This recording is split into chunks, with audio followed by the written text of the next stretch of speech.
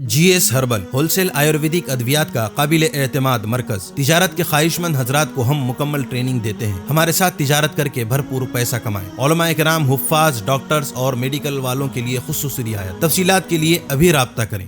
Choco star اعلیٰ quality کے عمدہ لذیذ چاکلیٹس، علماء، حفاظ اور تجارت کرنے والوں کے لیے بہترین موقع۔ چوکو اسٹار اورنگ آباد۔ مزید تفصیلات کے لیے ابھی کال کریں۔ سنشائن ہربل مایوس شادی شدہ مردوں کے لیے جڑی بوٹیوں سے تیار کردہ اثردار دوا۔ اس کے علاوہ وزن بڑھانے اور موٹاپا کم کرنے کے لیے لاجواب دوائیں انڈیا میں کہیں بھی حاصل کرنے کے لیے ابھی کال کریں۔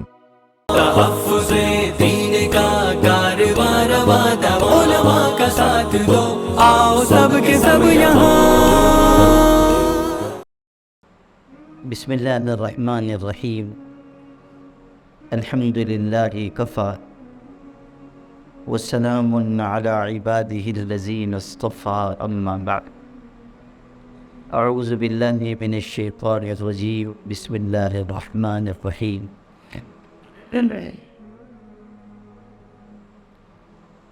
یا ایھا الذین آمنوا اتقوا اللہ وکونوا مع الصادقین، صدق اللہ العظیم۔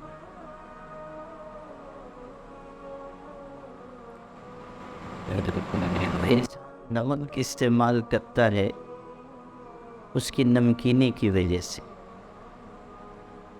اور شکر استعمال کرتا ہے اس کی مٹھاس کی وجہ سے۔ اگر نمک کی نمکینی ختم ہو جائے تو وہ بیکار ہے، اور اگر شکر سے مٹھاس ختم ہو جائے تب وہ بیکار ہے۔ اسی طرح اگر انسان کے اندر سے انسانیت نکل جائے تو وہ بیکار ہے۔ انسان کی قدر و قیمت اسی وقت تک ہے جب تک کہ اس کے اندر انسانیت ہو، اس کے اندر انسانیت ہو۔ انسانی صفات بہت بڑی ہیں، غیر معمولی ہے۔ صرف آدمی ہونا، انسان ہونا نہیں، آدمی ہونا، انسان ہونا نہیں۔ آپ کہیں گے کہ یہ شخص انسان ہے، میں کہوں گا کہ نہیں، یہ آدمی ہے۔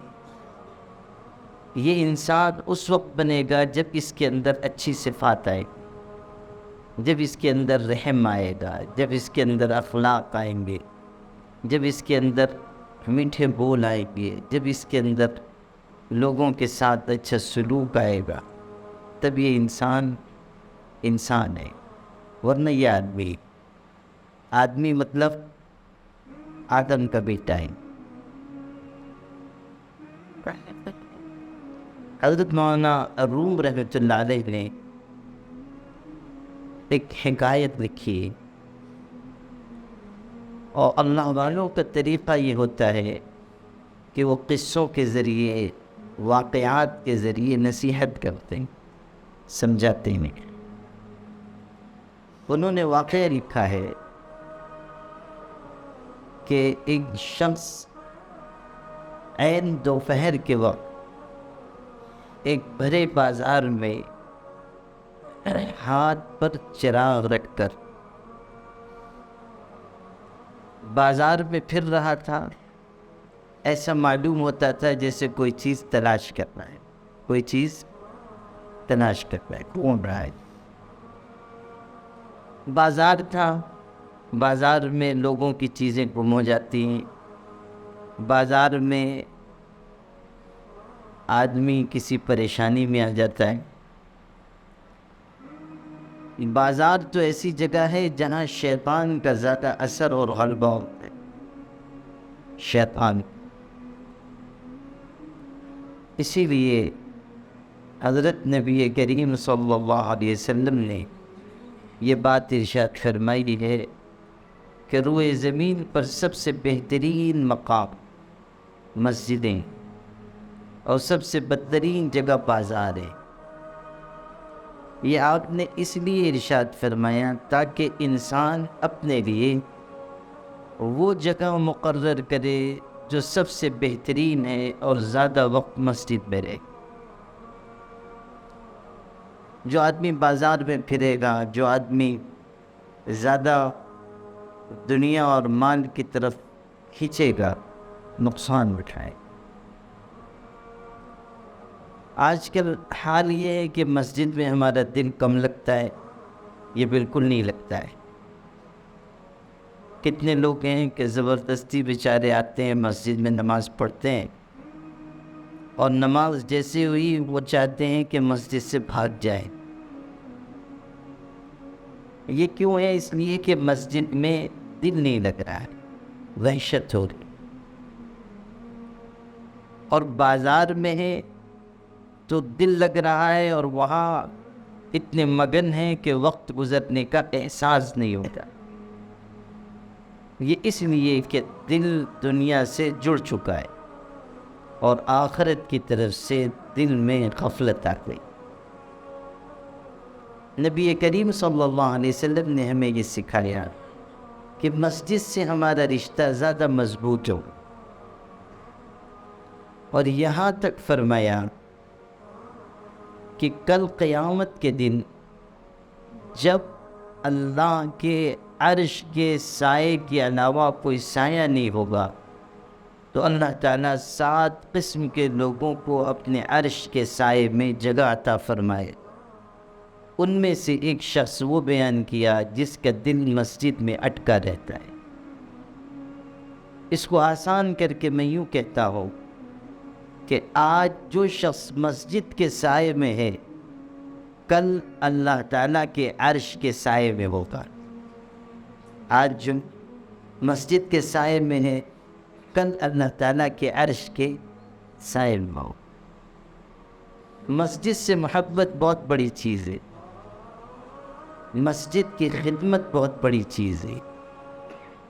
مسجد سے تعلق ہونا ایمان کی نشانی ہے. حدیث میں ہے اذا رأيتم الرجل يتعاهد بالمسجد فاشهدوا له بالایمان.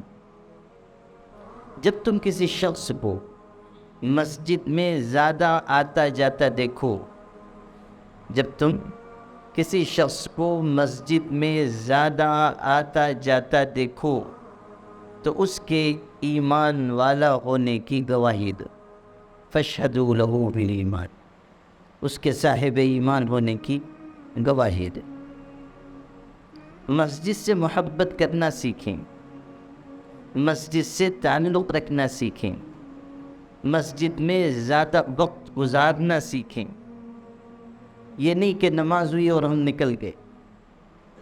مسجد میں بیٹھیں، تلاوت کریں، ذکر کریں، لمبی دعائیں مانگیں.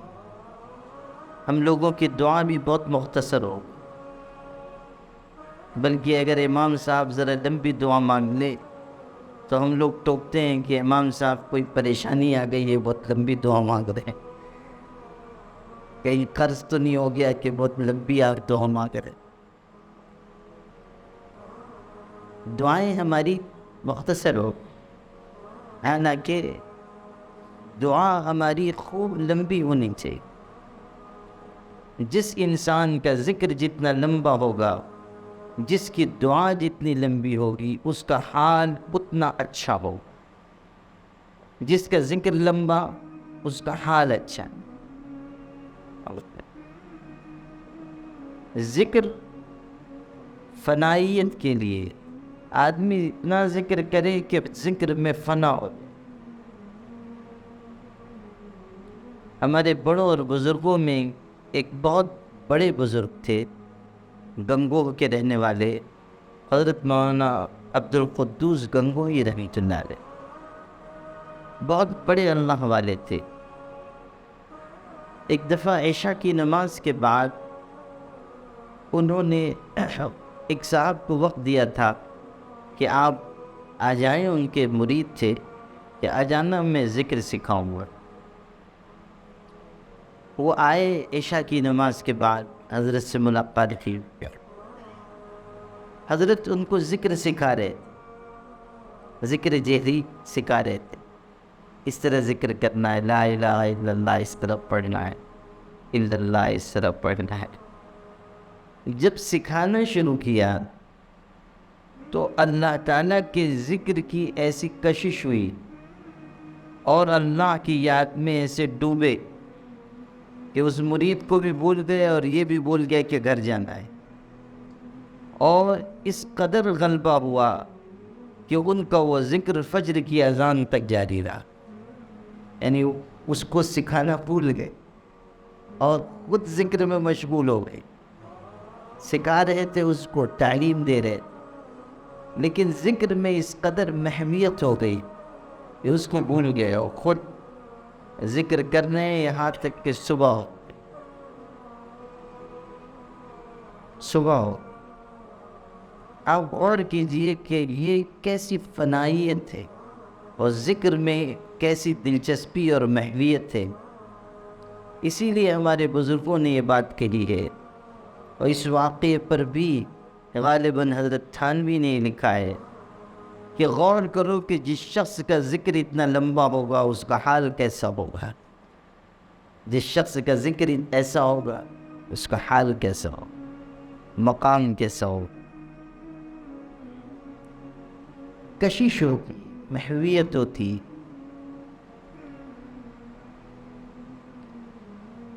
ہمارے سلسلے کے عظیم بزرگوں کے بزرگ شیخ المشائخ حضرت مجدد الفسانی رحمۃ اللہ علیہ، جنہوں نے اس ملک میں دین کی حفاظت اور بقا کا وہ عظیم الشان کارنامہ انجام دیا جس کی وجہ سے ان کا نام رہتی دنیا تک زندہ اور تابندہ رہے گا۔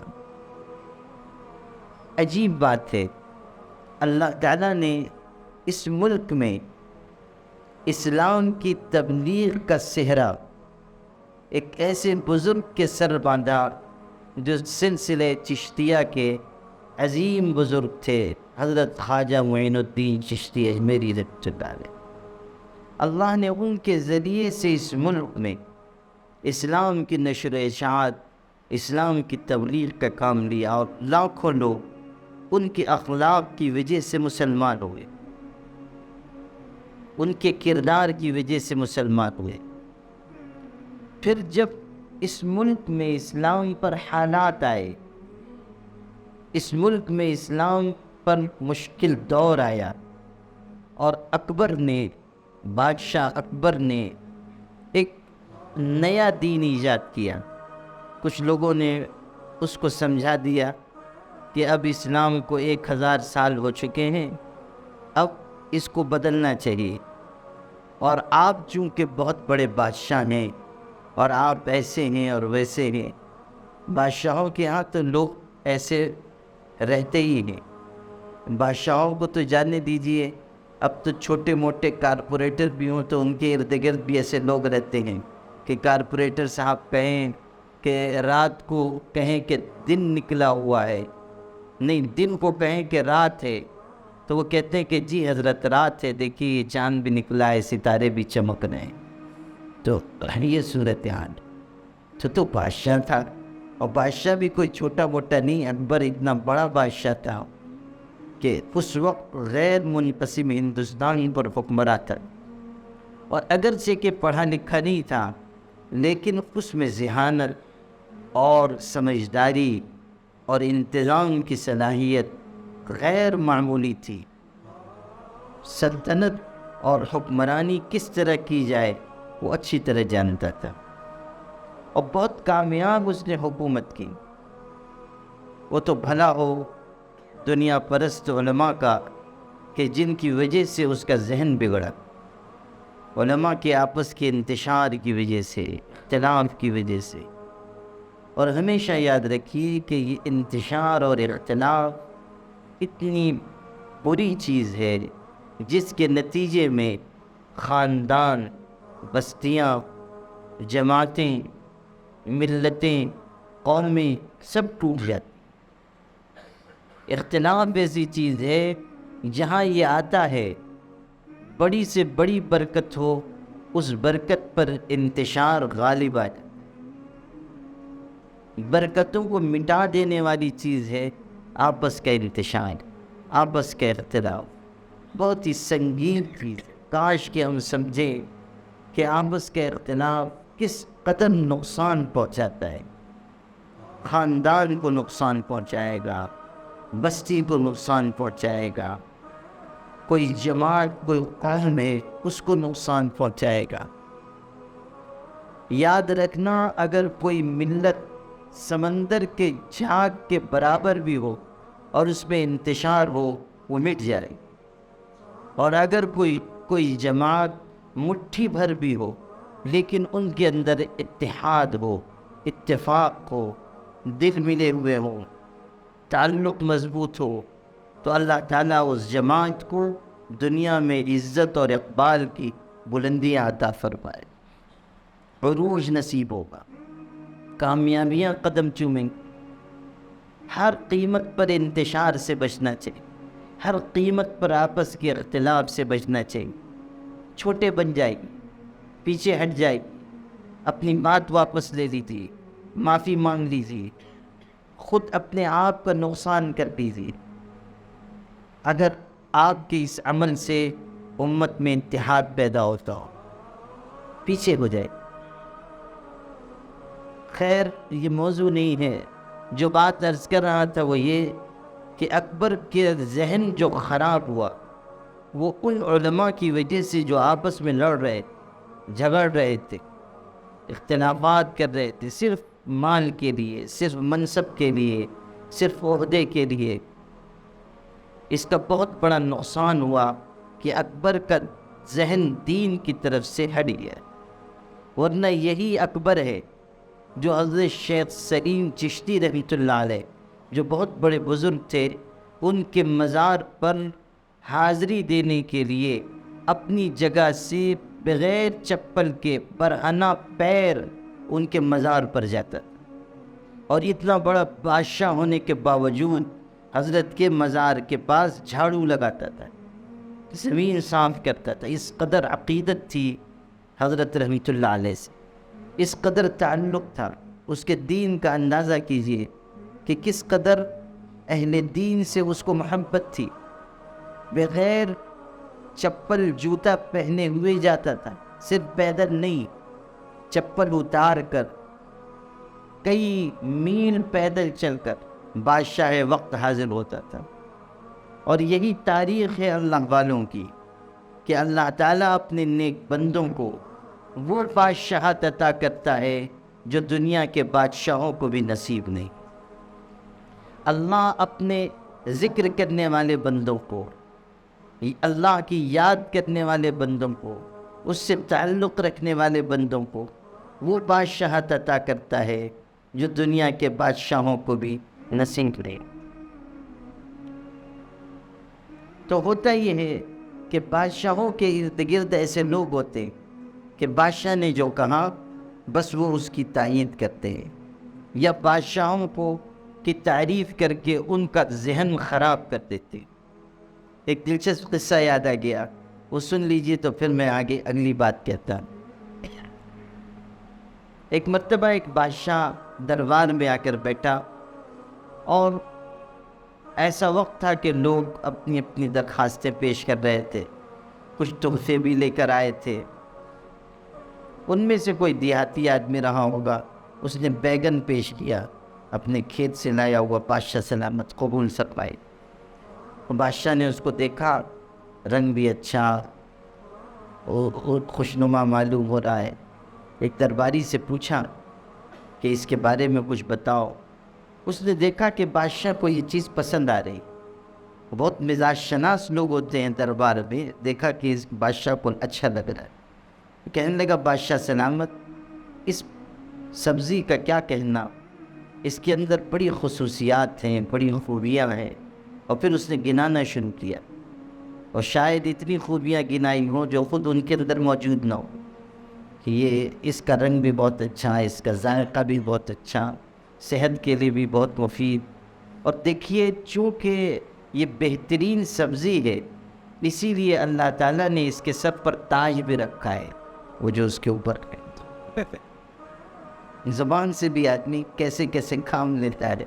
تو کہنے لگے دیکھیے اللہ نے اس کے سر پر تاج بھی سجایا. بادشاہ نے کہا بہت اچھا. بادشاہ کو پسند آیا. آج یہی بنایا جائے, یہی ہم کھائیں. بنایا گیا اور بادشاہ نے استعمال کیا, لیکن اس کے کھانے کی وجہ سے بادشاہ کے پیٹ میں درد ہو, تکلیف ہو. جو اگلے دن بادشاہ دربار میں آیا تو مزاج برہم تھا.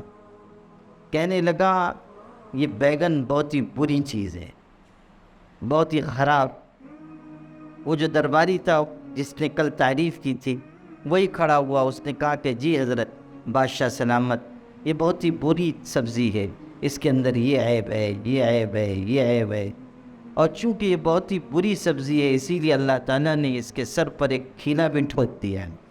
جس کو کل تاج قرار دیا تھا اس کو آج کہا کہ اللہ تعالیٰ نے اس کے سر پر کھیلا, ایک میل ٹھوک دیا. بادشاہ سنتا رہا. جب اس سے رہ نہیں گیا تو اس نے کہا عجیب بات ہے, کل تو تم اسی سبزی کے بارے میں منہ بھر بھر کر تعریف کر رہے تھے, آج تم اسی کی اتنی برائی بیان کر رہے ہو. تو اس نے ہاتھ جوڑ کے کہا بادشاہ سلامت, بات یہ ہے کہ ہم نوکر آپ کے ہیں, ہم بیگن کے نوکر نہیں ہیں, آپ کی نوکری کرتے. تو اس لیے جو چیز آپ کو اچھی لگے گی اس کی ہم تعریف کریں گے, اور جو چیز آپ کو بری لگے گی ہم اس کی برائی بیان کریں. جو بات آپ کو سنا رہا تھا وہ یہ کہ اکبر کے ارد گرد جو لوگ تھے ان لوگوں نے اس کا ذہن خراب کیا اور اس کو اکسایا کہ تم ایک نیا دین ایجاد کرو. آپ کو اللہ نے ایسا مقام دیا, ایسا مقام دیا, ایسا مقام دیا. اور پھر بادشاہ کا دماغ خراب ہوا اور اس نے یہ کیا کہ ہر مذہب سے کچھ چیزیں لے کر ایک نیا مذہب ایجاد کیا. اس کا نام رکھا دین الہی اکبر شاہی. اس میں سورج کی تعظیم بھی تھی, اس میں غیر مسلم عورتوں سے شادی کی بھی اجازت تھی, خود اس نے بھی شادیاں کرنا شروع کر دیا, وغیرہ وغیرہ. اس کی بہت تفصیل ہے. اور چونکہ وہ بادشاہ تھا اس لیے وہ دین پھیلنے لگا اور لوگوں کو مجبور کیا جانے لگا کہ وہ اس طریقے کو اپنائیں جو بادشاہ نے ایجاد کیا ہے. آپ غور کیجئے کہ کس قدر گمراہی پھیلی ہوگی اور کتنے لوگوں کے دین و ایمان میں خلل ہوا ہوگا اور کتنے لوگ توحید کی دولت سے محروم ہو گئے ہوں گے. اس وقت اگر اس فتنے کا مقابلہ نہ کیا جاتا تو کس قدر بڑی تباہی ملک میں پھیلتی, اسلام کی راہ کس طرح روکی جاتی. اس فتنے کے مقابلے کے لیے اللہ نے جس شخص کو چنا وہ تھے حضرت مجدد الفسانی رحمۃ اللہ. یہ آپ کو میں سنا رہا تھا. آپ غور کیجئے کہ اتنے بڑے فتنے کو روکنے کے لیے اور اتنے بڑے بادشاہ کے مقابلے کے لیے ایک ایسا شخص سامنے آیا جو فقیر ہے, درویش ہے, جس کے پاس لشکر نہیں, جس کے پاس فوج نہیں, جس کے پاس اسلحہ نہیں, جس کے پاس کسی ملک کی پشت پناہی نہیں. اگر ان کے پاس کوئی طاقت تھی تو وہ توکل کی طاقت تھی. اگر ان کے پاس کوئی سرمایہ تھا تو وہ اللہ پر اعتماد کا سرمایہ تھا. اگر ان کے پاس کسی ملک کی پشت پناہی نہیں تھی تو اللہ تعالیٰ کی مدد و نصرت کا بھروسہ ان کو تھا. اسی کے ساتھ وہ آگے بڑھے اور انہوں نے اس پورے فتنے کا مقابلہ کیا. جیل بھی جانا پڑا, مشقتیں بھی سہنی پڑی, تکلیفیں بھی جھیلنی پڑی, وہ سب انہوں نے برداشت کیا, مگر پوری ہمت کے ساتھ اور حکمت کے ساتھ اور اعتدال کے ساتھ اور بڑی ذہانت کے ساتھ اور اللہ سے مدد مانگتے ہوئے وہ اس فتنے کا مقابلہ کرتے رہے, یہاں تک کہ اللہ نے حکومت کو ان کے مقابلے میں ناکام کیا اور اس مرد درویش کو اللہ نے غلبہ عطا فرمایا. اور ہمیشہ یاد رکھنا کہ کوئی بھی دینی تحریک، دینی جماعت، دین کا کام اس وقت تک کامیاب نہیں ہو سکتا جب تک کہ اس کے ساتھ اللہ تعالیٰ سے تعلق کی دولت۔ کوئی دینی کام کامیاب نہیں ہو جب تک کہ انسان اللہ سے تعلق رکھنے والا نہ ہو، محبت رکھنے والا نہ ہو۔ حضرت مجدد الفسانی کو جو کامیابی حاصل ہوئی وہ صرف اس لیے کہ اللہ تعالیٰ سے ان کا غیر معمولی تعلق تھا، اللہ کے دربار میں ان کی بڑی شان تھی، اونچا مقام تھا۔ اقبال نے ان کے بارے میں کہا تھا، وہ ہند میں سرمایہ ملت کا نگہبان، اللہ نے بر وقت کیا جس کو خبردار۔ وہ ہند میں سرمایہ ملت کا نگہبان، اللہ نے بر وقت کیا جس کو خبردار۔ گردن نہ جھکی جس کی جہانگیر کے آگے، جس کے نفس سے گرم سے ہے گرمی حرارت۔ ایک شخص تھے لیکن اللہ نے ان سے ایسا کام لیا جو بڑی بڑی جماعتیں، بڑی بڑی تحریکات انجام نہیں دے پاتی۔ جو اصل ان کی بات سنانی تھی وہ یہ کہ اللہ پاک سے کیسا تعلق تھا اور ذکر اور عبادت میں کیسی محرویت تھی۔ آدھی رات کو وہ بیدار ہوتے تھے نماز کے لیے، عبادت کے لیے، اور اکثر تو یہ ہوتا تھا کہ وہ سنت کے موافق 8 رکعت یا 12 رکعت تہجد کی نماز ذرا لمبی قرأت کے ساتھ پڑھتے، ذرا طویل قرأت، اور یہ بہت اونچا عمل ہے۔ ایک تو قرآن پاک کی تلاوت، دوسرے نماز میں لمبا قیام، لمبی تلاوت، یہ روحانیت کے لیے ایسی چیز ہے کہ جس کے مقابل کوئی دوسری چیز نہیں آ سکتی۔ میں آپ سے بہت وضاحت سے کہتا ہوں کہ کوئی ذکر، کوئی مراقبہ، کوئی شغل، کوئی طریقہ تسبیح اللہ تعالیٰ کے قرب اور اس کی نزدیکی کے دلانے کے لیے اتنا مؤثر نہیں ہے جتنا یہ طریقہ کہ آدمی رات کی تنہائی میں اللہ کے آگے ہاتھ باندھ کر کھڑا ہو، نماز پڑھے اور اس میں لمبی تلاوت کرے۔ یہ غیر معمولی عمل ہے۔ پتہ نہیں کیوں لوگ اس کی اہمیت کو نہیں سمجھ رہے، یہ اس پر عمل نہیں کرتے۔ غور کیجئے کہ حضرت نبی کریم صلی اللہ علیہ وسلم کا طریقہ کیا تھا۔ آپ اسی طرح رات کو لمبی نماز پڑھتے تھے، لمبا قیام فرماتے تھے، اتنی دیر تک آپ نماز میں کھڑے ہوتے تھے کہ آپ کا پیر نیچے سے پھٹ جاتا تھا۔ کبھی ایسا ہوتا تھا کہ پیر پر ورم آ جاتا، سوجن چڑھ جاتی۔ حضرت شیخ الہند مولانا محمود حسن دیوبندی رحمۃ اللہ علیہ بھی رات کو لمبا قیام فرماتے تھے، بسا اوقات ان کے پیر پر سوجن آتی۔ ایک مرتبہ پیر پر ورم آیا تو حضرت بہت خوش ہوئے اور کہنے لگے کہ آج حضرت کی اتباع میں ہمارے پیر پر بھی ورم آ گیا۔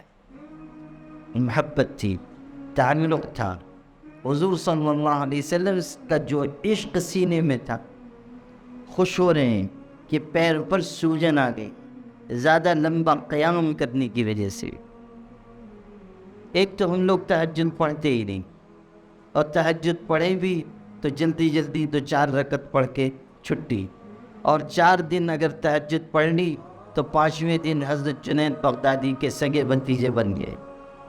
سمجھنے لگے کہ اب تو ہم بڑے نیک پرہیزگار متقی بن گئے، اور اب جلد از جلد حضرت کو خلافت دے دینی چاہیے، اس لیے کہ ہم بہت ہی پر انوار اور برکات ہو چکے ہیں۔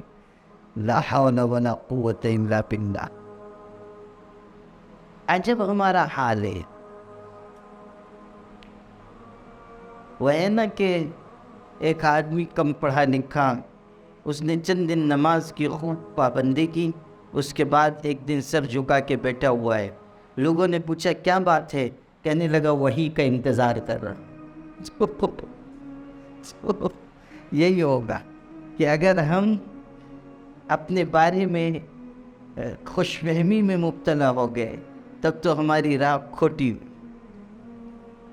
سلیقے سے عمل ہی نہیں کر رہے، معمولات نہیں پورے کرتے، ذکر نہیں کرتے، نمازوں کا نوافل کا اہتمام نہیں کرتے، فرض بھی جیسے تیسے پڑھ رہے ہیں، نوافل نہیں، تلاوت نہیں، ذکر کی کثرت نہیں، تھوڑی بہت تسبیح پڑھ لی اور سمجھا کہ ہم تو ذاکر ہیں، ہم تو خوب شغل کرنے والے ہیں۔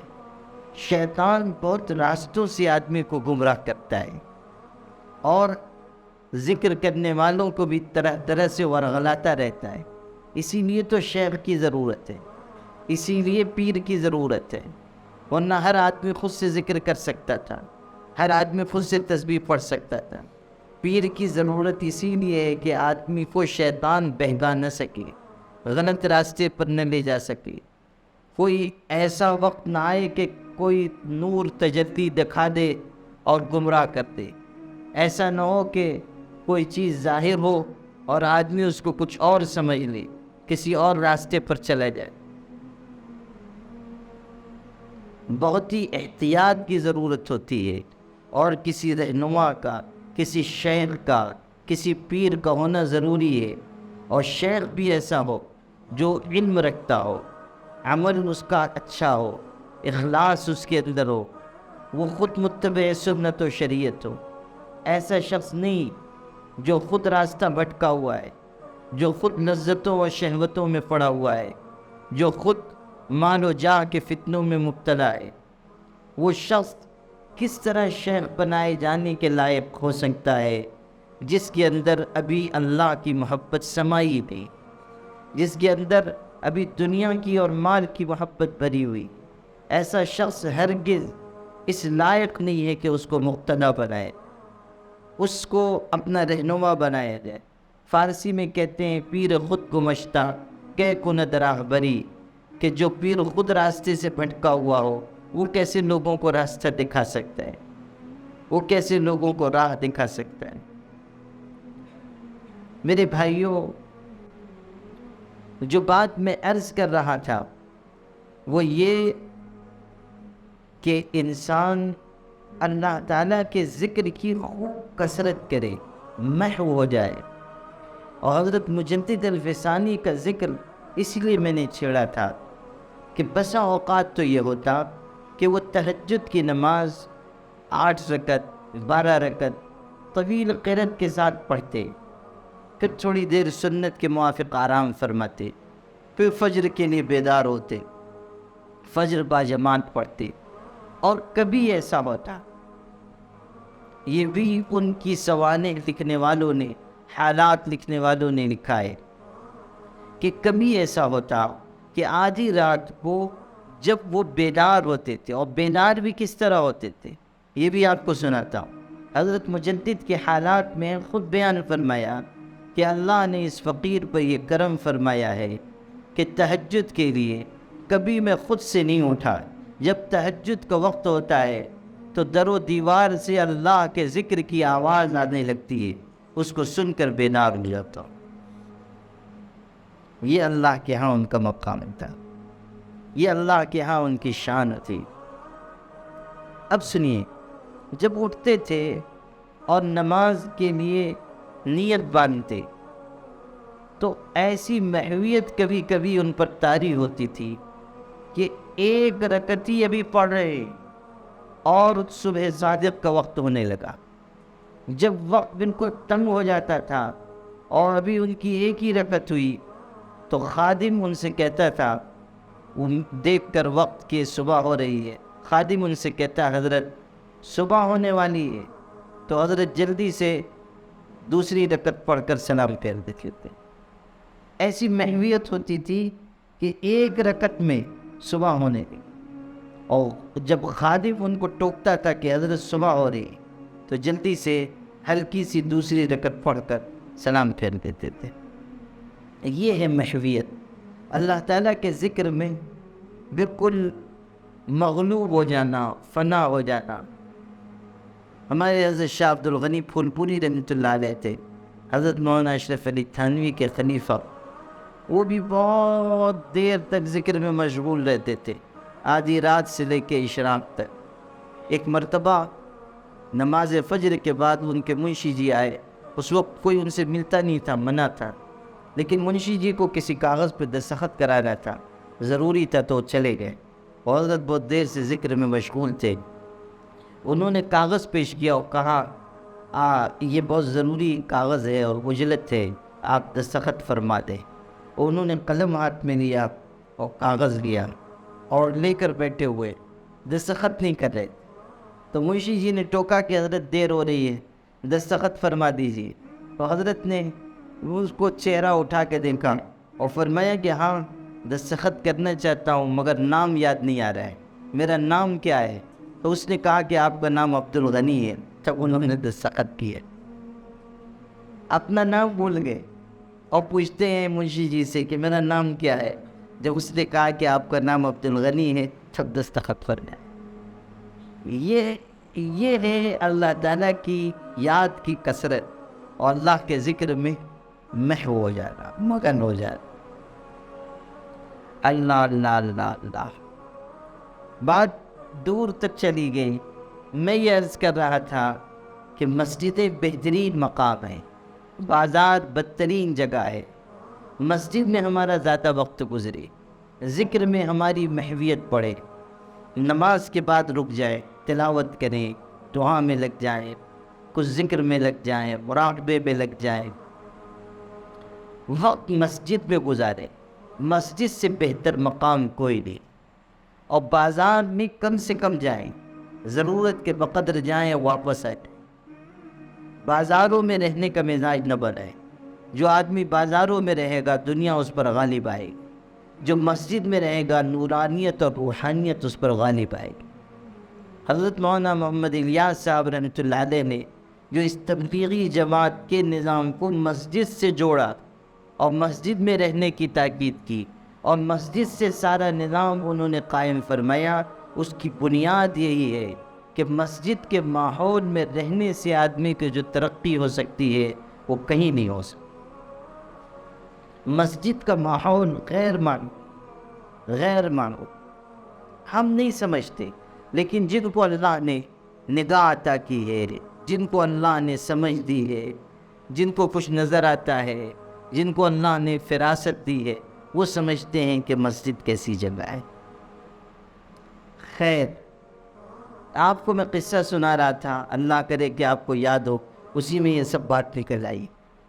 وہ قصہ یہ تھا کہ مولانا روم رحمۃ اللہ علیہ نے لکھا ہے کہ ایک شخص بازار میں پھر رہا تھا اور دوپہر کا وقت تھا، اس کے ہاتھ میں چراغ تھا اور بازار میں ایسا معلوم ہوتا تھا کہ وہ کوئی چیز تلاش کر رہا ہے، ڈھونڈ رہا ہے۔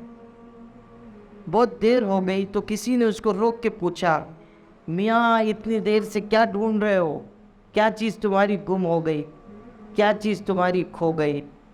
اس نے کہا، میں انسان ڈھونڈ رہا ہوں، انسان تلاش کر رہا ہوں،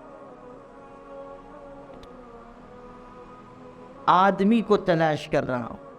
جب اس نے یہ بات کہی تو اس سامنے والے نے کہا، یہ بازار میں جو سب پھر رہے ہیں انسان ہی تو ہیں، آدمی ہی تو ہیں، اتنے سارے ہیں، ایک ڈھونڈو گے تو درجن بھر مل جائیں گے۔ تم کو یہ دکھائی نہیں دے رہے جو تم دوپہر کے وقت چراغ لے کر آدمی کو تلاش کر رہے ہو؟ تو اس نے کتنا خوبصورت جواب دیا۔ اس کو شعر میں حضرت مولانا رومی رحمۃ اللہ علیہ نے لکھا ہے، ای کے می بینی خلاف آدمن نیستن آدم ولیکن غلاف آدمن۔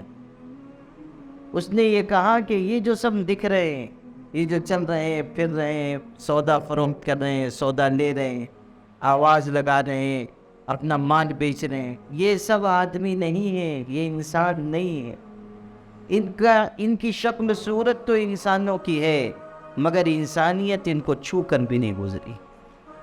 یہ بس شکل صورت ہے، یہ صرف انسانوں کا غلاف ہے، یہ صرف ایک تصویر ہے، بس اس کے علاوہ کچھ نہیں۔ ان کے اندر انسانیت نہیں، ان کے اندر انسانوں کی صفات نہیں۔ یہی چیز آپ کو آج کی مجلس میں مجھے سمجھانا ہے کہ سمجھ لیجئے کہ جس طرح نمک میں نمکینی نہ ہو تو وہ بیکار ہے، شکر میں مٹھاس نہ ہو تو وہ بیکار ہے، اسی طرح اگر انسان میں انسانیت نہ ہو تو وہ بیکار ہے، وہ کسی مصرف کا نہیں۔ انسان کے اندر انسانی صفات آئے، اس کے اندر اخلاق آئے، اس کے اندر کردار آئے، اور یہیں سے آپ کو یہ بات میں سمجھانا چاہتا ہوں کہ یہ جو تصوف و سلوک کا نظام ہے، یہ جو پیری مریدی کا، جس کو عام زبان میں کہتے ہیں پیری مریدی کا نظام، یا قرآن کی زبان میں جو تزکیہ ہے، احسان کا نظام ہے، وہ اسی لیے ہے کہ انسان کے اندر انسانی صفات پیدا ہوتے ہیں۔ اگر کوئی آدمی آپ سے پوچھے کہ تصوف کیا ہے، اس لیے کہ بہت سے ہمارے بھائی ہوتے ہیں تصوف کا نام آتا ہے تو ایسے تو صحت مند رہتے ہیں، لیکن تصوف کا نام آتا ہے تو ان کو 103 ڈگری کا بخار آ جاتا ہے، بیمار ہو جاتے ہیں، تصوف کا نام سن کے پریشان ہو جاتے ہیں۔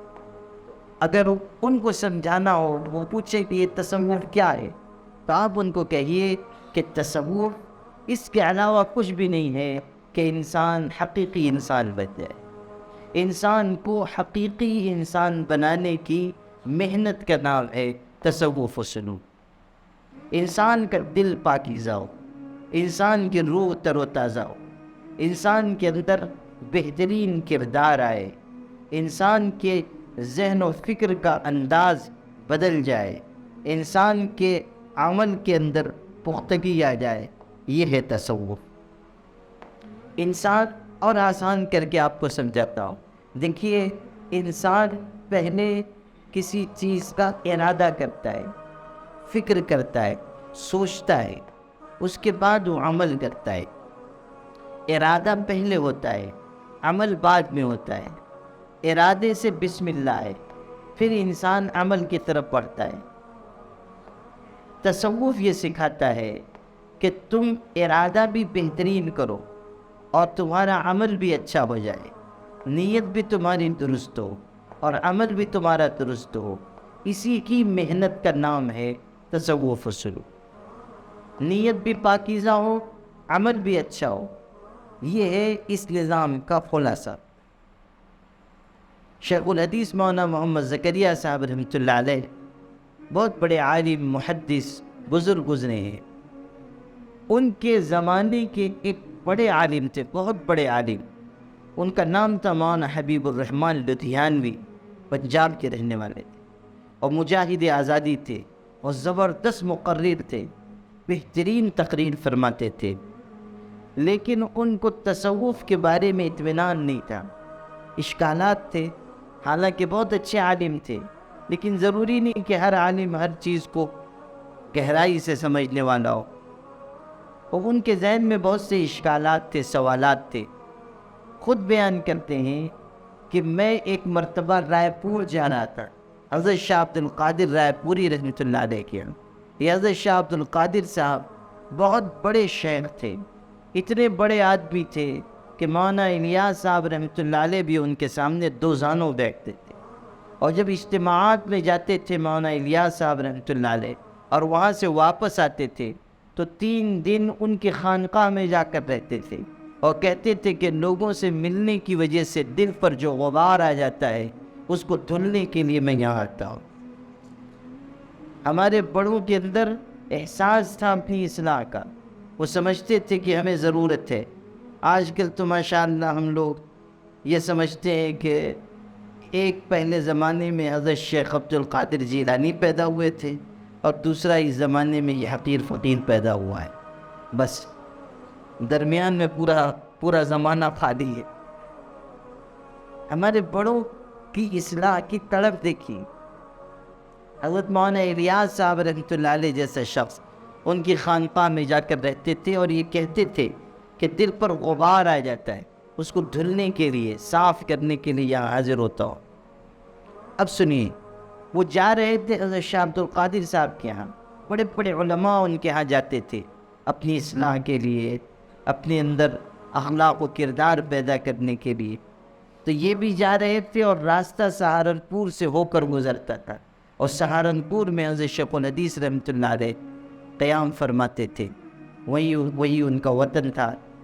تو یہ جا رہے تھے تو حضرت شیخ الحدیث کی خدمت میں بھی آئے، اور چونکہ بے تکلفی تھی تو کہنے لگے، جاتے جاتے ملاقات کر کے کہنے لگے کہ مولانا زکریا میں جا رہا ہوں شاہ صاحب کے یہاں، شاہ عبد القادر صاحب، میں جا رہا ہوں شاہ صاحب کے یہاں اور آپ سے ایک سوال کر کے جا رہا ہوں، آپ جواب ڈھونڈ کر رکھیے گا، واپس آؤں گا تو جواب لوں گا، یعنی سوال میرا بہت مشکل ہے، اچھی طرح کتاب وتاب پڑھ کے رکھیے گا اور پوری تیاری کر کے رکھیے گا، جب میں آؤں گا تو جواب لوں گا۔ تو انہوں نے کہا کیا سوال ہے؟ مولانا حبیب الرحمن صاحب نے کہا کہ یہ تصوف کیا بلا ہے، تصوف کیا بلا ہے، یہ جواب آپ مجھ کو دیجیے گا جب میں واپس لوٹ کر آؤں۔ حضرت مولانا زکریا صاحب نے اسی وقت فرمایا کہ آپ واپسی میں جواب کیوں لیں گے، ابھی جواب سنتے جائیے۔ تصوف کی ابتدا انما الاعمال بالنیات ہے، اور تصوف کی انتہا ان تعبد اللہ کأنک تراہ ہے۔ دو حدیثیں پڑھ دی اور ابتدا اور انتہا بیان کر دی۔ کہا تصوف کی ابتدا انما الاعمال بالنیات ہے، مطلب یہ کہ عمل کا دار و مدار نیت پر ہے۔ بخاری شریف کی پہلی روایت ہے، اعمال کا دار و مدار نیت پر ہے۔ نیت اگر اچھی ہوگی عمل درست مانا جائے گا، نیت اگر خراب ہوگی عمل ضائع چلا جائے گا۔ اور تصوف کی انتہا یہ ہے ان تعبد اللہ کأنک تراہ، تم اللہ کی ایسی عبادت کرو گویا کہ تم اللہ کو دیکھ رہے ہو، اللہ تعالیٰ کا مشاہدہ کر رہے ہو، ایسی تم اللہ کی عبادت کرو گویا کہ تم اللہ کو اپنی آنکھوں سے دیکھ رہے ہو۔ صرف نماز نہیں، ہر عبادت اور زندگی کے ہر مرحلے میں یہ خیال رہے کہ میں اپنے اللہ کو دیکھ رہا ہوں یا اللہ مجھ کو دیکھ رہا ہے، یہ احساس دل میں جمایا جائے۔ حضرت حاجی امداد اللہ مہاجر مکی رحمۃ اللہ علیہ جب آرام کرنے کی غرض سے لیٹتے تھے تو ہمیشہ پیر سمیٹ لیتے تھے، پیر موڑ کر پھر آرام فرماتے تھے۔ کسی نے ان سے کہا کہ حضرت آپ پیر پھیلا لیا کیجئے، آپ کو راحت ہوگی۔ حضرت نے فرمایا میں بھی پیر پھیلانا چاہتا ہوں، مگر ایک دم سے خیال آتا ہے کہ اللہ مجھ کو دیکھ رہا ہے، بس پیر سمیٹ، اللہ مجھ کو دیکھ رہا ہے۔ یہ احساس رگ و پے میں سما گیا، یہ احساس ان دل میں رچ بس گیا کہ اللہ مجھ کو دیکھ رہا ہے۔ غور کر لیجئے یہ کتنی بڑی دولت ہے۔ اگر کسی انسان کے ذہن میں یہ خیال آ جائے کہ میرا اللہ مجھ کو دیکھ رہا ہے یا میں اپنے اللہ کو دیکھ رہا ہوں، تو وہ ہر گناہ سے بچے گا، ہر غلطی سے بچے گا، ہر خامی سے بچے گا، ہر کوتاہی سے بچے گا۔ اس کو ہر وقت یہ خیال ہوگا کہ میرا اللہ مجھ کو دیکھ رہا ہے۔ آپ غور کیجئے، اگر کسی کو یہ احساس ہو کہ اس کے والد اس کو دیکھ رہے ہیں، وہ گناہ کرے گا، اس کے شیخ اس کو دیکھ رہے ہیں، گناہ کرے گا، اس کے شاگرد اس کو دیکھ رہے ہیں، گناہ کرے گا، اس کے محلے کے لوگ دیکھ رہے ہیں، گناہ کرے گا؟ نہیں۔ جب اللہ کے دیکھنے کا احساس قائم ہو جائے گا تو پھر انسان کیسے گناہ کرے گا؟ اسی لیے ایک بزرگ نے بہت ہی قیمتی بات کہی۔ کسی نے ان سے کہا حضرت نصیحت کر دیجئے، انہوں نے کتنی گہری بات کہی۔ کہنے لگے دیکھو تم اپنی طرف دیکھنے والوں میں اللہ کو سب سے کمتر دیکھنے والا خیال نہ کرو۔ کیسی زبردست بات تھی۔ تم اللہ تعالیٰ کو اپنی طرف دیکھنے والوں میں سب سے کمتر دیکھنے والا تصور نہ کرو۔ یعنی اگر تم کو یہ خیال ہو کہ والد دیکھ رہے ہیں، گناہ سے رک جاؤ گے۔ اگر یہ خیال ہو کہ تم کو تمہارے مرشد دیکھ رہے ہیں، تم گناہ سے رک جاؤ۔ لیکن یہ علم تم کو ہے کہ اللہ مجھ کو دیکھ رہا ہے اور پھر تم گناہ کر رہے ہو، تو یہ مطلب ہے کہ تم نے اللہ کو سب سے کمتر دیکھنے والا سمجھا، تم نے اللہ تعالیٰ کی عظمت کا خیال نہیں کیا۔ ما قدر اللہ حق قدری، لوگوں نے اللہ کی ویسی قدر نہیں پہچانی جیسا کہ اللہ کی قدر پہچاننے کا حق تھا۔ ما لکم لا ترجون للہ وقارا، قرآن سوال کر رہا ہے تمہیں کیا ہو گیا کہ تم اللہ کی عظمت، اس کے احترام کا خیال نہیں کرتے ہو؟ لا ترجون للہ وقارا، تم اللہ تعالیٰ کی عظمت، اس کی محبت، اس کے احترام کا خیال نہیں رکھتے ہو، تم کو کیا ہو گیا؟ قرآن سوال قائم کر رہا ہے۔ جب یہ علم کہ اللہ ہم کو دیکھ رہا ہے اس یقین تک پہنچ جائے گا کہ اللہ مجھ کو دیکھ رہا ہے، تب انسان گناہ سے بچے گا۔ صرف علم سے نہیں، یہ علم تو سب کو ہے کہ اللہ دیکھ رہا ہے، لیکن جب یہ علم یقین میں بدلے گا، یعنی سادہ علم علم الیقین ہو جائے گا، اگر تصوف کی اصطلاح میں کہوں کہ یہ علم الیقین بن جائے گا، تب انسان ہر گناہ سے بچنے والا بن جائے گا۔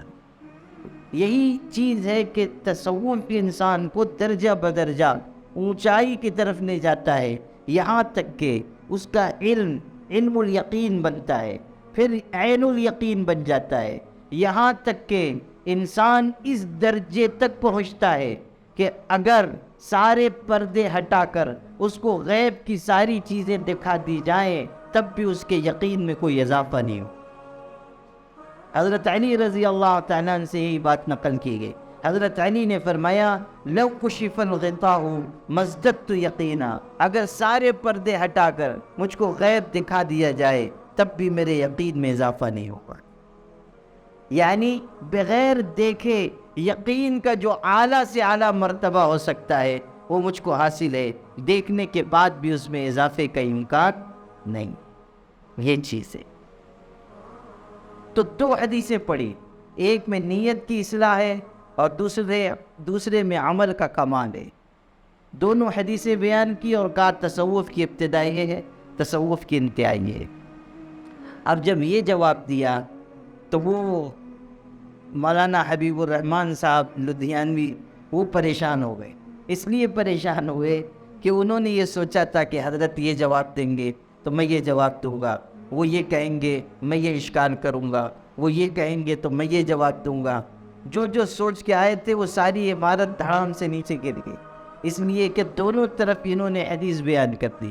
اب حدیث شریف کے آگے کیا کہہ سکتے تھے، اور جواب بھی کتنا خوبصورت دیا کہ تصوف کی ابتدا انما الاعمال بالنیات ہے، اور تصوف کی انتہا ان تعبد اللہ کانک تراہ ہے۔ یہ ہے تصوف کی حقیقت۔ تصوف چاہتا ہے کہ ایک ایسا انسان تیار ہو کہ جس کے اندر نیت بھی بہترین ہو اور اس کا عمل بھی بہترین ہو، صاف ستھری زندگی وہ گزارے۔ اس پورے سسٹم کا نچوڑ یہی ہے کہ آدمی کی نیت بھی پاک، آدمی کا عمل بھی صاف، اس کا کردار مضبوط، اس کی اخلاق بہترین۔ اگر نیت صحیح نہیں ہے تب بھی بات نہیں بنے گی، اور نیت بہت اچھی ہے عمل غائب ہے تب بھی بات نہیں بنے گی۔ نیت بھی بہترین ہو اور عمل بھی بہترین ہو، نیت بہترین۔ ابھی میں نے حضرت علی رضی اللہ تعالیٰ عنہ کا ذکر کیا، مشہور قصہ ہے ان کا کہ لڑائی لڑ رہے تھے اور ایک کافر کو انہوں نے زمین پر پٹک دیا اور اس کے سینے پر چڑھ کر بیٹھ گئے اور تلوار سے اس کی گردن کاٹنا چاہی۔ اتنے میں اس نے یہ محسوس کر کے کہ اب تو مرنا ہے، ان کے منہ پر تھوک دیا، ان کو ذلیل کرنے کے لیے منہ پر اس نے تھوک دیا۔ اب چاہیے تو یہ تھا کہ وہ اور جلدی اس کو مار ڈالتے، لیکن جب اس نے ان کے چہرے پر تھوکا تو یہ اس کو چھوڑ کر الگ ہو گئے اور اس کو قتل نہیں کیا۔ اس نے کہا کہ آپ تو مجھ کو مار رہے تھے اور میں نے آپ کے چہرے پر تھوک بھی دیا، اب آپ کیوں نہیں مجھ کو قتل کر رہے ہیں؟ کافر سوال کر رہا ہے۔ حضرت علی رضی اللہ تعالیٰ نے کہا کہ پہلے جب میں تجھ کو مار رہا تھا تو اللہ کے لیے مار رہا تھا، لیکن جب تو نے مجھ پر تھوکا تو مجھ کو غصہ آ گیا۔ اب اگر میں تجھ کو قتل کروں گا تو اپنے نفس کے لیے قتل کروں گا، میں ایسا عمل نہیں کر سکتا۔ جو کروں گا اللہ کے لیے کروں، جو کروں گا اللہ کی رضا کے لیے کروں۔ میں تجھ کو مار رہا تھا اللہ کی رضا کے لیے، اب اگر قتل کروں گا تو اس میں میرا نفس شامل، نیت میری بدل گئی۔ غور کیجئے کہ کس قدر اپنے آپ کا محاسبہ کرنے والے، اپنے آپ کو ٹٹولنے والے تھے، اپنی نیت پر نگاہ رکھنے والے تھے۔ سلسلہ نقشبندیہ کے بزرگ حضرت شیخ ابو الحسن خرقانی کا بھی واقعہ ہے کہ ایک مرتبہ ساحل سمندر پر ٹہل رہے تھے، اچانک نظر پڑی کہ ایک بڑی کشتی چلی آ رہی ہے اور اس کشتی میں بڑے بڑے مٹکے رکھے ہوئے ہیں اور مٹکوں میں شراب بھری ہوئی ہے۔ شراب بہت اعلیٰ قسم کی شراب کسی علاقے سے لائی جا رہی تھی۔ انہوں نے جو سپاہی تھے کشتی پر ان سے پوچھا یہ شراب کدھر لے جا رہے ہو؟ انہوں نے کہا بادشاہ سلامت کے لیے لے جائی جا رہی، جو اس علاقے کا بادشاہ تھا۔ کہا بادشاہ کے لیے فلاں علاقے سے یہ شراب لائی جا رہی ہے۔ ان کو غصہ آ گیا، ہاتھ میں موٹا عصا تھا، لاٹھی تھی، یہ کشتی میں کود گئے اور کودنے کے بعد مٹکوں کو توڑنا شروع کیا۔ ایک مٹکا توڑ دیا، شراب بہہ گئی، دوسرا مٹکا، تیسرا مٹکا، اتنے جلال میں تھے کہ سپاہی بھی روک نہیں سکے۔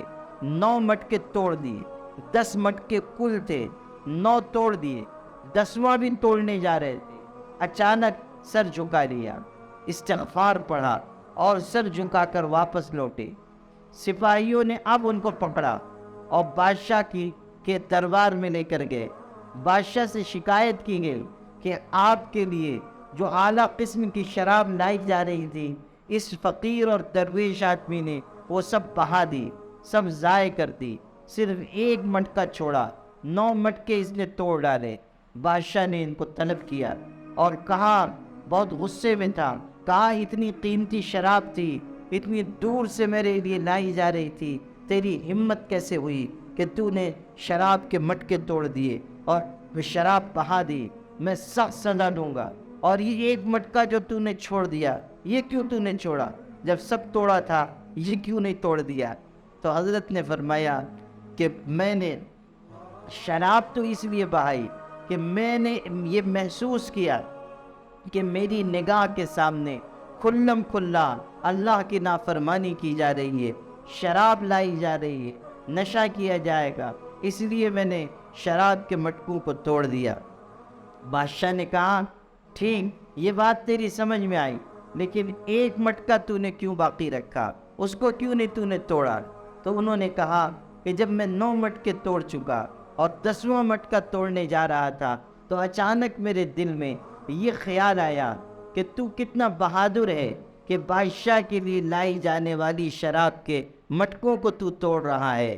بس یہ خیال آنا تھا کہ میں نے لاٹھی نیچے کر دی کہ اب تک تو میں جو کر رہا تھا وہ اللہ کی رضا کے لیے تھا، اب جو میں کروں گا وہ میرے نفس کے لیے تھا، اس لیے میں نے لاٹھی نیچے کر دی اور ایک مٹکا نہیں توڑا۔ بادشاہ نے جب یہ بات سنی تو اس نے کہا معلوم ہوتا ہے کہ تو کوئی بہت نیک اور پرہیزگار انسان ہے، ایسے شخص کو سزا دے کر میں اپنی آخرت تباہ نہیں کر سکتا۔ عزت و اکرام کے ساتھ ان کو رخصت کرتی ہے۔ غور کیجیے کہ ایک انسان کا یہ حال ہے تربیت کے مرحلے سے گزرنے کے بعد، تزکیے کے بعد، اپنے دل کو پاک کرنے کے بعد، کہ وہ اس بات کا محاسبہ کرتا ہے کہ میری نیت کیا ہے، میرا ارادہ کیا ہے، میں کس لیے یہ عمل کر رہا ہوں۔ یہی چیز ہے جو پہلے نمبر پر اس راہ میں سکھائی جاتی ہے کہ نیت درست کرو، اپنا ارادہ صحیح کرو۔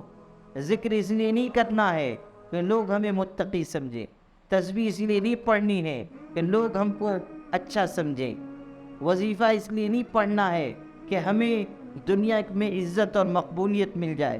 ہمارے حضرت مولانا محمد علی منگیری رحمۃ اللہ علیہ ان کے بارے میں ہے، خود ارشاد فرمایا کہ میں جوانی میں بہت ذاکر و شاغل آدمی تھے، کہتے ہیں کہ جوانی میں معاشی حالات اچھے نہیں تھے تو میں نے وسعت رزق کے لیے ایک وظیفہ پڑھنا شروع کیا، روزی کی کشادگی کے لیے ایک وظیفہ پڑھنا شروع کیا۔ چند دن تک پڑھتا رہا، اچانک ایک دن خیال آیا کہ یہ وظیفہ جو میں پڑھتا ہوں وہ دنیا کے لیے پڑھتا ہوں اور یہ وظیفہ روزی کے کشادہ ہونے کے لیے پڑھتا ہوں، اللہ کی رضا کی نیت نہیں ہے، روزی کی کشادگی کی نیت ہے۔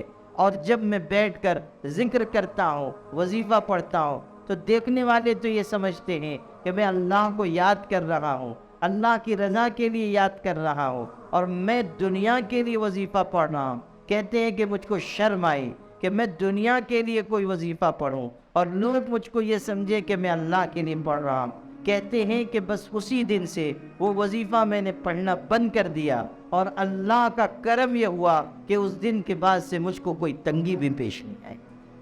جب اللہ کے لیے ایک عمل انہوں نے اختیار کیا اور ایک وظیفہ جو روزی کے لیے پڑھ رہے تھے اس کو چھوڑ دیا، تو اللہ تعالیٰ نے ان کو کشادگی عطا کر، راحت عطا کر۔ غور کیجئے کہ کس طرح اپنی نیت کو ٹٹول رہا ہے، کس طرح آدمی اپنے ارادے کو درست کر رہا ہے۔ ارادہ صحیح ہونا بہت ضروری ہے، نیت کا درست ہونا بہت ضروری ہے۔ اگر ہم دین کا کام کر رہے ہیں تاکہ لوگ ہم کو اچھا سمجھے، تو لوگ اچھا سمجھیں گے، اللہ ہمیں اچھا نہیں سمجھے۔ لوگ ہمیں بہتر خیال کریں گے، مگر اللہ کیا ہم نیت کے کھوٹ والے لوگوں میں شامل ہیں۔ یاد رکھنا، بہت سارے دیندار قیامت میں دنیا داروں کی صف میں نظر آئے گے۔ بہت سارے دیندار جن کو آج ہم دیندار سمجھ رہے ہیں، آج ہم دیندار کہہ رہے ہیں، کل قیامت کے دن وہ دنیا داروں کی صف میں نظر آئے گے۔ اور بہت سے دنیا دار جن کو ہم دنیا میں صرف دنیا دار اور مال و اسباب کمانے والا سمجھ رہے ہیں، وہ اپنی اچھی نیت کی وجہ سے اور اپنے چھپے ہوئے اعمال کی وجہ سے آخرت میں دینداروں میں شمار ہوں گے۔ کل قیامت کے دن جب پردے ہٹائے جائیں گے تب پتہ چلے گا کون کامیاب ہوا، کون ناکام ہوا۔ فسوف تری اذا انکشف الغبار اتحت رجلک فرس ام حمار۔ جب گرد و غبار ہٹ جائے گا تب پتہ چلے گا کہ تم گھوڑے پر سوار ہو یا گدھے پر سوار، تب پتہ چلے گا کہ تمہارا راستہ صحیح ہے یا غلط ہے۔ آج ہمارے پاس وقت ہے کہ ہم غور کریں کہ ہم کس لیے دین کا کام کر رہے ہیں، کس لیے ہم تقریر کر رہے ہیں، کس لیے ہم واعظ و نصیحت کر رہے ہیں، کس لیے ہم لوگوں کو دین سکھا رہے ہیں۔ اگر یہ مقصد ہے کہ لوگ ہمیں اچھا سمجھیں، لوگ ہمیں نذرانے دیں، لوگ ہمیں مال و اسباب فراہم کریں، لوگ ہمیں سر آنکھوں پر بٹھائے، تو پھر سمجھ لیجئے ہماری نیت صحیح نہیں، ہماری آخرت بھی درست نہیں، ہمارا انجام اچھا نہیں۔ شیخ الہند مولانا محمود حسن دیوبندی رحمۃ اللہ علیہ سفر میں تھے، ایک مقام پر پہنچے۔ حضرت عام طریقے پر تقریر نہیں کرتے تھے، بہت بڑے عالم، بہت بڑے بزرگ، لیکن جلدی تقریر نہیں فرماتے تھے۔ اس دن ان کے شاگردوں نے اصرار کیا کہ حضرت آج آپ کچھ تقریر فرما دی۔ حضرت بیٹھے، تقریر شروع ہوئی، اور تقریر میں منطق و فلسفے کا کوئی ایک ایسا مسئلہ آیا جس پر حضرت تقریر فرما رہے تھے، اور تقریر بھی ایسی کہ جو سنے اش اش کر اٹھے۔ بہت عالمانہ تقریر ہو رہی تھی، اور خاص منطق و فلسفے کا ایک مسئلہ وہ بیان کر رہے تھے۔ اتنے میں اس علاقے کے ایک بہت بڑے منطقی عالم آئے، بہت بڑے فلسفے کے وہ عالم تھے۔ وہ آئے، جب ان کو آتا ہوا ان کے شاگردوں نے دیکھا تو ان کو خوشی ہوئی۔ اس لیے خوشی ہوئی کہ وہ جو عالم تھے ان کو یہ خیال تھا کہ مولانا محمود حسن صاحب اور دیوبند کے علماء کو منطق فلسفے کا علم نہیں ہے، حدیث شریف وہ جانتے ہیں لیکن منطق فلسفے میں مہارت نہیں ہے۔ ان کے شاگردوں کو یہ خیال ہوا کہ یہ آج سنیں گے تو ان کو پتہ چلے گا کہ ہمارے استاذ کا پایہ کتنا بلند ہے، کتنا علم گہرا ہے، اور منطق و فلسفے میں بھی کیسی مہارت ہے، آج ان کو پتہ چلے گا۔ اور حضرت کی تقریر اپنے عروج پر تھی، بیان کر رہے تھے۔ اتنے میں وہ آئے اور آ کر تشریف فرما ہوئے۔ حضرت جہاں تقریر کر رہے تھے مضمون بھی پورا نہیں کیا، وہیں انہوں نے تقریر روک دی، تقریر ختم فرما دی۔ جہاں بیان کر رہے تھے وہیں انہوں نے تقریر روک دی، ختم کر دی تقریر۔ بعد میں شاگردوں نے کہا حضرت آپ نے عین ایسے وقت جب کہ تقریر کی ضرورت تھی تقریر ختم کر دی۔ وہ فلاں عالم آئے تھے، وہ اگر آپ کی تقریر سن لیتے تو ان کو پتہ چلتا کہ آپ کا علم کتنا گہرا ہے، منطق فلسفے میں آپ کا پایہ کتنا بلند ہے۔ آپ کو تقریر جاری رکھنی چاہیے تھی، آپ نے تقریر کیوں ختم کر دی، کیوں اچانک آپ نے بیان روک دیا؟ حضرت نے فرمایا کہ جو خیال تم کو آیا تھا وہی خیال مجھ کو ہوا کہ آج یہ تقریر سنیں گے تو ان کو پتہ چل جائے گا، بس میں نے یہ سمجھ لیا کہ میری نیت اچھی نہیں رہ گئی، وہیں تقریر ختم کر۔ کیسی بے نفسی تھی اور کس قدر اپنے آپ کا احتساب تھا، کس قدر اپنے آپ کا جائزہ تھا۔ غور کر لیجیے، نیت کا درست ہونا اعمال کے درست ہونے کی پہلی شرط ہے، اور تصوف میں پہلے نمبر پر یہی یاد رکھیے گا۔ اگر کوئی شخص پیر بھی بن جائے اور اس کا حال یہ ہو کہ اس کی نیت اچھی نہیں ہے، اللہ کے ہاں اس کا کوئی مقام۔ مسند پہ بیٹھنے سے کوئی آدمی بڑا نہیں بنے گا۔ اگر کوئی آدمی شیخ کہلا رہا ہے، بزرگ کہلا رہا ہے، پیر کہلا رہا ہے، مگر اس کا ارادہ اچھا نہیں، اس کی نیت درست نہیں، اس کی نگاہ لوگوں کے مال پر، تو پھر وہ شخص اچھا انسان نہیں، وہ شخص پیر نہیں، وہ شخص مقتدی بننے کی اہلیت ہی نہیں رکھتا، وہ شخص پیشوا بننے کی لیاقت ہی نہیں رکھتا۔ جب تک آدمی بے طلب نہیں ہوگا اور اللہ کی طلب اس کے اندر نہیں پیدا ہوگی، وہ اچھا شیخ کیا اچھا انسان ہی نہیں ہو سکتا۔ اچھی انسان بننے کی شرط اول ہے اچھی نیت ہونا۔ بہت سے لوگ ہیں پیر بن گئے لیکن ان کی نگاہ مال و اسباب پر ہے۔ وہ آپ کو میں نے شاید اس سے پہلے بھی سنایا ہو کہ ایک مرید نے خواب دیکھا اور آ کر پیر صاحب سے بیان کیا۔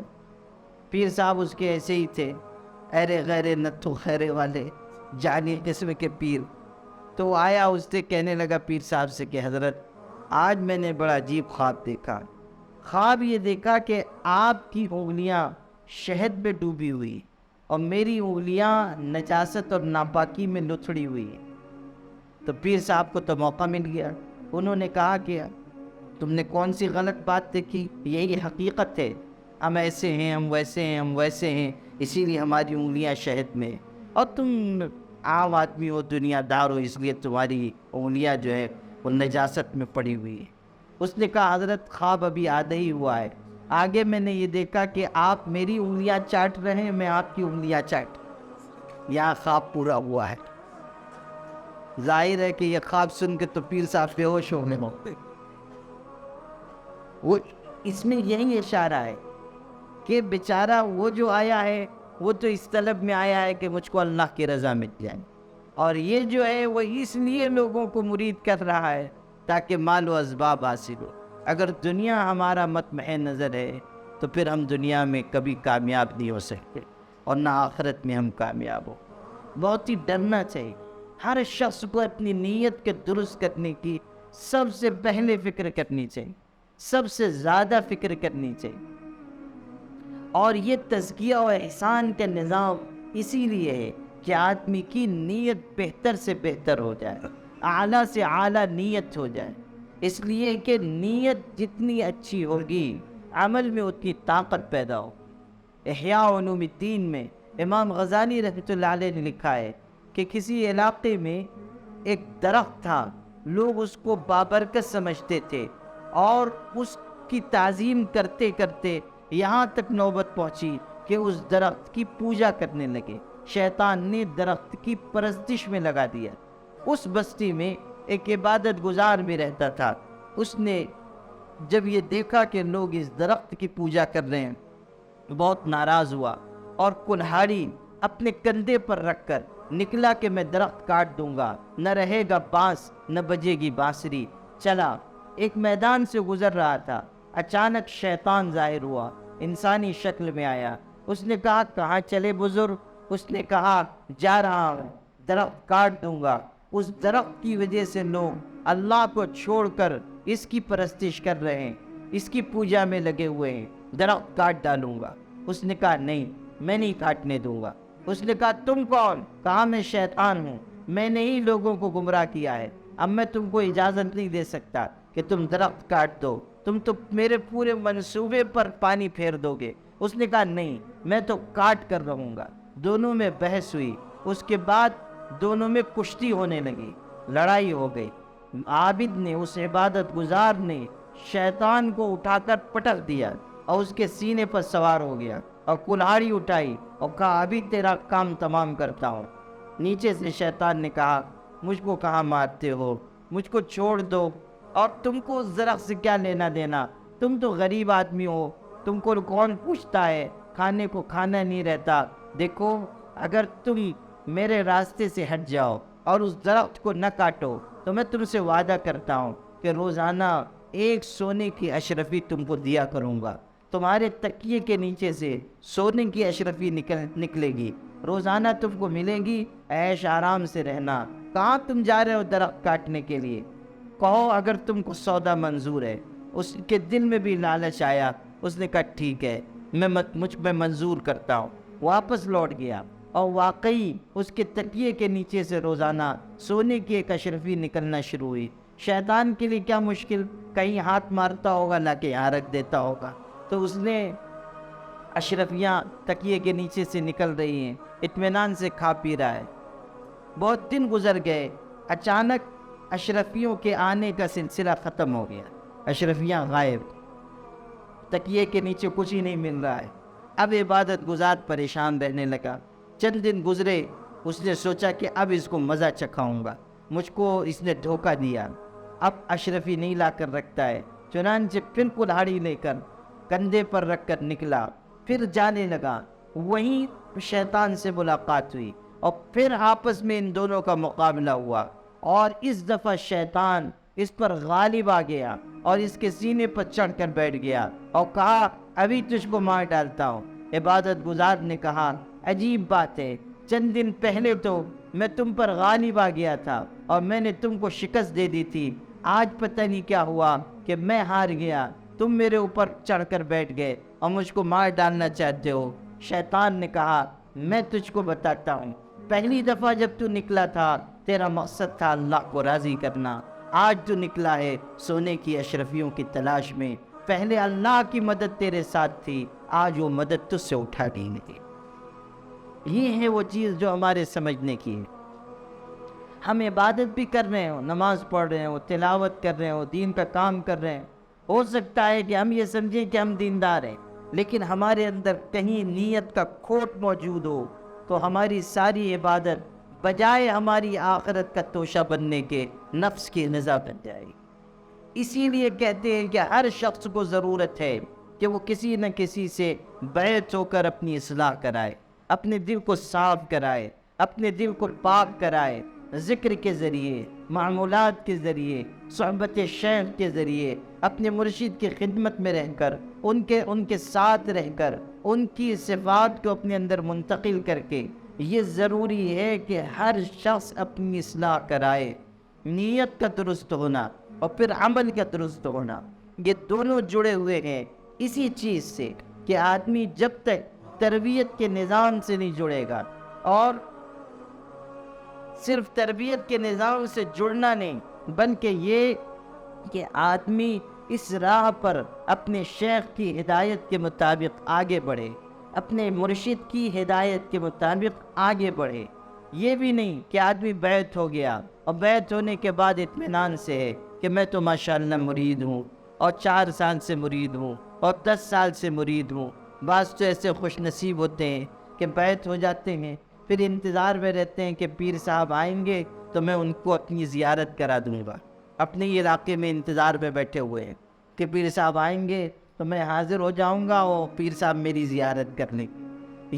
یہ صورتحال ہماری اصلاح کے راستے میں رکاوٹ ہے۔ ہمیں اپنے آپ کو اس نظام کے مطابق چلانا ہوگا جس نظام پر چل کر اصلاح ہوتی ہے، جس نظام کے ذریعے آدمی آگے بڑھتا ہے، اس میں کچھ قربانی ہے، اس میں کچھ مشقت ہے، اس میں اپنے آپ کو چھوٹا بنانا پڑتا ہے، اس میں اپنے نفس پر اپنا پیر رکھنا پڑتا ہے، نفس کو کچلنا پڑتا ہے، نفس کے ارمان اور جذبات اور خواہشات کے خلاف کرنا پڑتا ہے، تب آدمی آگے بڑھتا ہے۔ نظام کو سمجھیے اور نظام کو سمجھ کر عمل کیجیے۔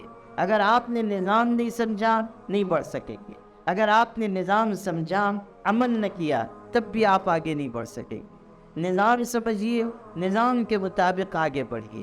انسان اسی وقت کامیاب انسان بنے گا جب اس کے اندر انسانی صفات آئیں، انسانی اخلاق آئیں، انسانی کردار پیدا ہو، اور وہ کردار، وہ اخلاق اس نظام کی برکت سے آتا ہے۔ تصوف و سلوک کے ذریعے آتا ہے، کسی سے بیعت ہو کر تربیت پانے سے آتا ہے۔ صحابہ کرام نے بھی حضرت نبی کریم صلی اللہ علیہ وسلم سے دین سیکھا، اپنے دل کی اصلاح کرائی، اپنا تزکیہ کرایا، اپنے دل میں آنے والے برے جذبات اور احساسات کو انہوں نے ختم کیا، تب وہ آگے بڑھے، تب ان کی ترقی ہوئی، تب ان کے اندر یہ کمال پیدا ہوا کہ وہ عروج اور اقبال کی سیڑھیاں چڑھتے چلے گئے، تب ان کو رضی اللہ عنہم ورضوا عنہ کا خطاب اور لقب ملا۔ یہ چیزیں محنت کے ذریعے حاصل ہوتی ہیں، اس لیے میرے بھائیوں ہم سب کوشش کریں کہ کہیں نہ کہیں جڑ کر اپنی اصلاح کرائیں، اور یہ بھی کوشش کریں کہ جو نظام ہے اس کے مطابق ہم آگے بڑھیں۔ اسی نظام کا ایک حصہ یہ ہے کہ اللہ کے ذکر کی کثرت ہو، اللہ کی یاد کی کثرت ہو، اور اللہ کی یاد کے لیے کہیں اکٹھا ہو جائیں، کچھ وقت اللہ تعالیٰ کی یاد میں گزاریں، کچھ وقت ایسا گزرے کہ جب ہم اللہ تعالیٰ کے ذکر میں محو ہو جائیں، بالکل مگن ہو جائیں۔ اسی لیے یہ چاہا گیا کہ ہمارے اس اورنگ آباد میں بھی کسی جگہ ذکر کا حلقہ ہو اور ہمارے ساتھی اکٹھا ہوں اور وہاں اکٹھا ہو کر اللہ کو یاد کریں، کچھ وقت اللہ کی یاد میں گزاریں، تربیت کے اس نظام سے پوری طرح استفادہ کریں۔ ماشاءاللہ یہاں بہت سے لوگ ہیں جو سلسلے میں داخل ہیں، ذکر بھی کر رہے ہیں، ان کے حالات بھی ماشاءاللہ اچھے ہیں۔ یہاں کے بعض ہمارے احباب ایسے ہیں جو ذکر میں اللہ کی یاد میں ترقی بھی کر رہے ہیں، لیکن ضرورت ہے کہ ہم زیادہ سے زیادہ محنت کرنے والے بنیں۔ اسی لیے اس مسجد کا انتخاب کیا گیا کہ یہاں ہر جمعہ کو عشاء کی نماز کے بعد ذکر کا حلقہ ہو، اور آج الحمدللہ اسی ذکر کے حلقے کا آغاز ہو رہا ہے۔ یہاں اس سے پہلے بھی مجلس ہوئی اور اس میں بہت سارے احباب بیعت ہوئے تھے، وہ بھی ذکر سے جڑے۔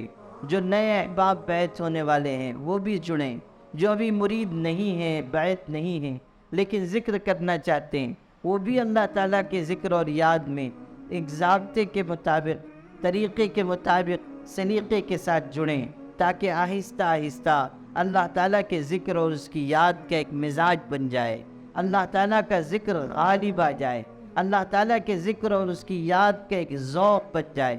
جب یہ بن جائے گا تب انشاءاللہ انسان کی نیت بھی درست ہو جائے گی، اس کا عمل بھی صاف ستھرا ہو جائے گا۔ اللہ تعالیٰ اپنے فضل و کرم سے اس مجلس کو قبول فرمائے، اور یہاں ذکر کا حلقہ اللہ تعالیٰ کامیابی سے جاری رکھے۔ آپ سب حضرات جو یہاں کے مقامی حضرات ہیں شریک ہوا کریں۔ انشاءاللہ جمعہ کے دن مغرب عشاء کی نماز کے بعد یہاں ذکر کا حلقہ ہوگا۔ ہمارے مفتی عبدالعظیم صاحب ہیں، ہمارے شعیب بھائی ہیں، اس مسجد کے امام صاحب مولانا مزمل صاحب ہیں، یہاں کے ذمہ داران ہیں۔ انشاءاللہ یہ حضرات یہاں پر ذمہ داری نبھائیں گے، اور آپ حضرات یہاں شریک ہوا کریں۔ اللہ تعالیٰ ہم سب کو اس کی توفیق عطا فرمائے، برکتوں سے مالا مال فرمائے، اور اللہ تعالیٰ ہم سب کی عافیت کے ساتھ کامل اصلاح فرمائے۔ وآخر دعوانا ان الحمد للہ رب العالمین۔